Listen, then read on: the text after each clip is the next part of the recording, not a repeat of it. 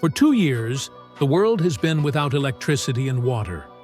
Money has lost its value, and a bottle of water now costs $2,500. Millionaires are selling their luxury items just to afford basic necessities like rice. The story unfolds in present-day Tokyo, where the Suzuki family resides in a high-rise apartment, fully reliant on modern technology. Yoshiyuki, the father, is an office worker who unwinds in front of the TV after a long day. His wife, Mitsue, is hesitant to butcher a live fish sent by her father from the village. Their daughter, Yui, is glued to her phone, while their son, Kenji, spends most of his time listening to music with headphones. Mitsue, concerned about the growing disconnect, urges Yoshiyuki to spend time with the children, but he is too exhausted and falls asleep instead. The next morning, Yoshiyuki wakes up to confusion. His alarm clock didn't go off, and nothing in the apartment works. There's no electricity, and the food in the fridge has spoiled. The children are horrified to discover that their gadgets are useless. Despite the situation, everyone tries to go about their daily routines. Yoshiyuki heads for the subway, but no trains are running, and neither are the cars or buses. Bicycles have become the only viable mode of transportation. Neighbors inform Mitsu that this is the first power outage in 20 years, and rumors spread that the entire area is affected. Mitsu decides to stock up on candles and food, while Yoshiyuki walks to work, only to find the office building powerless and computers down. Schools and universities face the same fate. At the supermarket, Mitsui faces long lines. No one can use cards or ATMs, as nothing functions without power. Yoshiyuki's colleagues cling to the hope that the electricity will soon be restored, feeling utterly helpless without it. That evening, the family eats by candlelight, unable to bathe properly, as the water pump is also out of order. Later, Mitsue steps onto the balcony and gazes at the stars, which seem brighter than ever without the city lights. As the blackout drags into the third day, the situation worsens. Mitsuo hand-washes clothes in a basin, while Yoshiyuki's boss instructs employees to stay home until the power returns, focusing on survival. Though Yoshiyuki doubts the gravity of the situation, his boss has already fled the city with his family in search of clean water. Mitsue visits a pumping station with empty bottles, only to be told that the water has run out, sparking panic among the gathered crowd. Meanwhile, Yoshiyuki attempts to withdraw cash from the bank, but chaos reigns as aggressive crowds push and shove. By the 7th day, the supermarket shelves are bare, and children have stopped attending school. A tenant meeting outside the Suzuki's building reveals growing confusion and fear.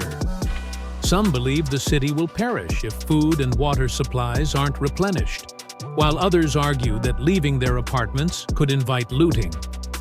The family's elderly neighbor passes away, a grim reminder of the growing crisis, prompting the Suzukis to consider fleeing to Mitsue's father's village in Kagoshima.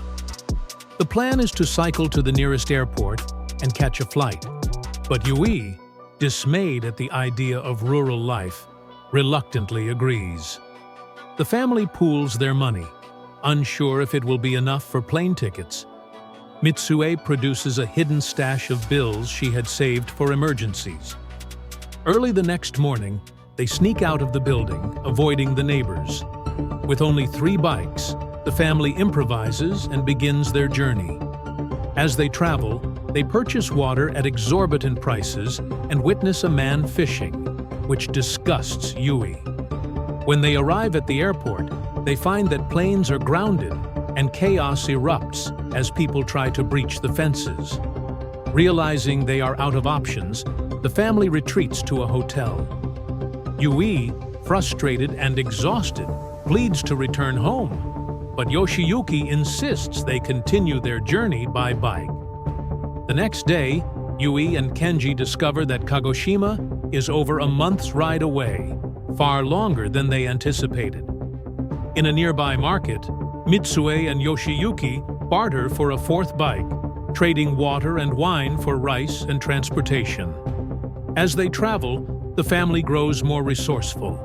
They encounter other survivors, including a family that is much better adapted to the new reality. These people teach them how to find water in mountain streams, smoke fish for preservation, and identify edible plants. The Suzukis feel out of place, but grateful for the help.